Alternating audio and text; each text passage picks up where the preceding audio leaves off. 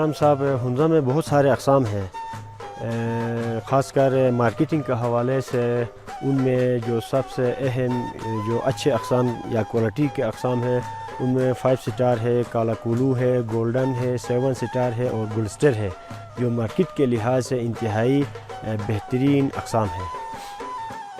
जी जी, मैंने बोली के हिसाब से दिखता है वहाँ पे एक काटन में तकरीबन मेरे ख्याल में 15 केजी, कोई 15-18 केजी का वज़न होगा। जी, मेरा नाम जानस है, मैं नौशहरा से ताल्लुक़ रखता हूँ। हम इधर काम के लिए सेब का काम करता है।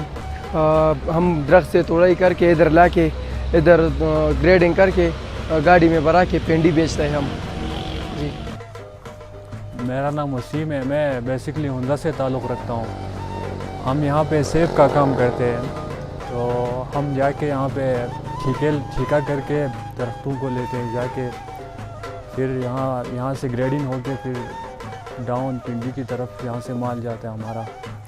तो हुंज़ा की जो सेब है यहाँ आपको नज़र आ रहा है, सबसे मतलब जीबी में सबसे अच्छा और क्वालिटी का सेब होता है, और मांग भी मार्केट में सबसे ज़्यादा हुंज़ा की सेब का होता है।